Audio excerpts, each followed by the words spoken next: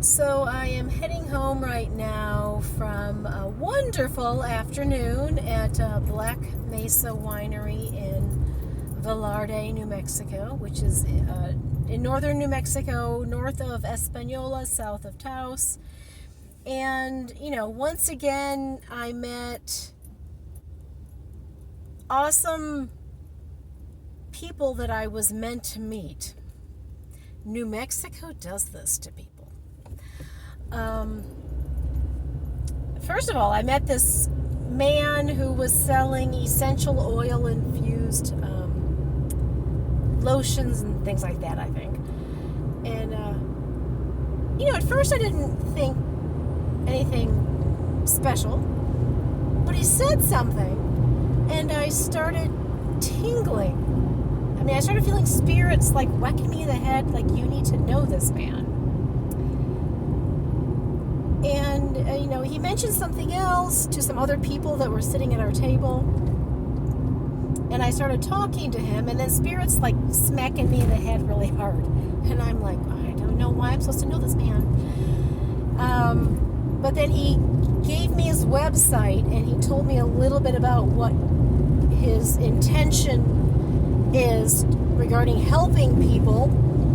And, specifically Native American people, I think, from what I could gather, and also Hispanic people that live in the Velarde, Embudo, Espanola general area. And so he gave me his website, which I will link below when I can upload this and get home.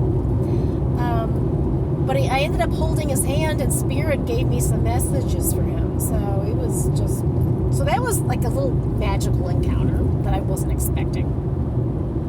And then on the way to this event today, totally, seemingly out of the blue, popped into my head old jeans.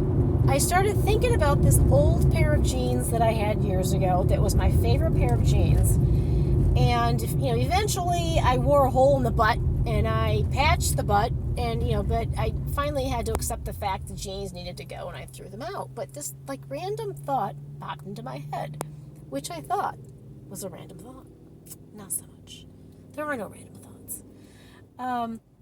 So at this event that I was at, they had a bunch of vendors selling various things, and I got into this wonderful conversation with this woman who preserves organic, grown on her property, fruits and vegetables. She makes soaps, salves, various things. But one of the more unique things that she also was selling is purses and tote bags and pillows made out of old worn jeans. It was just too weird to be a coincidence. And we had a wonderful conversation, wonderful lady. I need to find her again.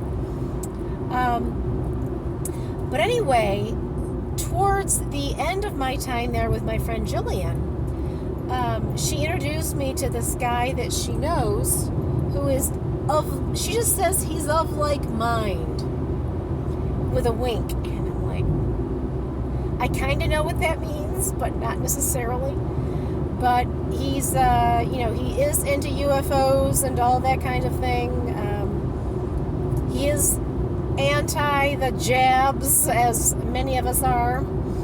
And so I got talking to him about what brought him to New Mexico. And once, he is one of those classic people where when New Mexico wants somebody, it will go out of its way to make you come here.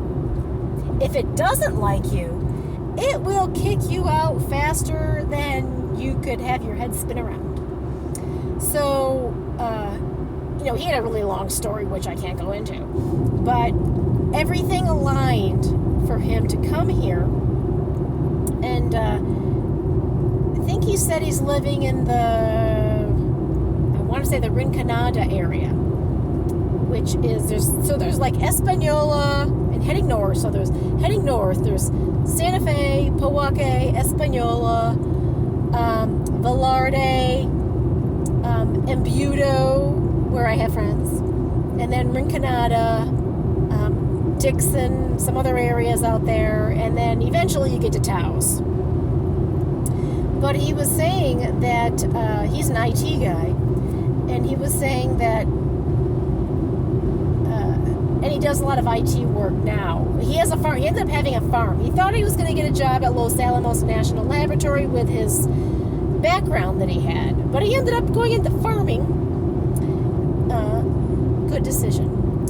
And I'm losing my train of thought. Shit. I think. Hold on. Oh, so I guess there was like a really short-lived UFO podcast or something that came out of powerful Taos UFO hub, and but it just didn't go well, and things happened, and it didn't amount to anything. But talking to him just the little bit that I was talking to him today, and him saying that because Taos has some severe issues right now, which my friends have witnessed, I've witnessed, the energy has shifted, and I'm very worried about it.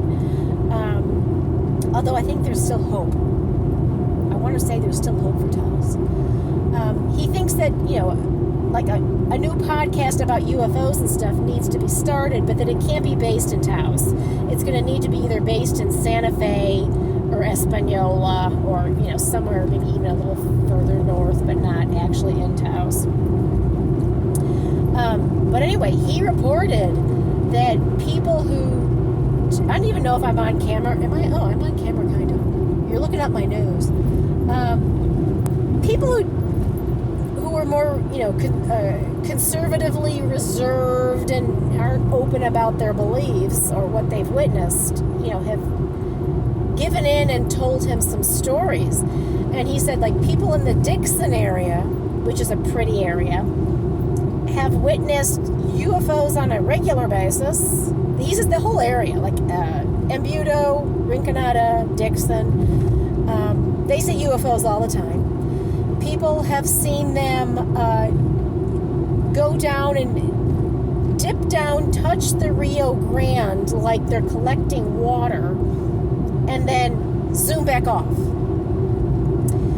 And which brought me to the conversation of the UFOs that have been witnessed off the coast of California, where they either touch the Pacific Ocean and zoom back off, or go actually into the ocean and disappear.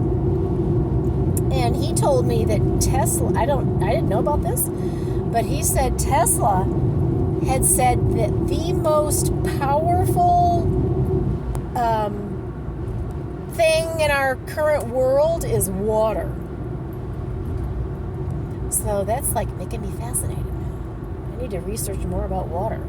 I mean, I know there's these people who have created engines and stuff that simply run off water.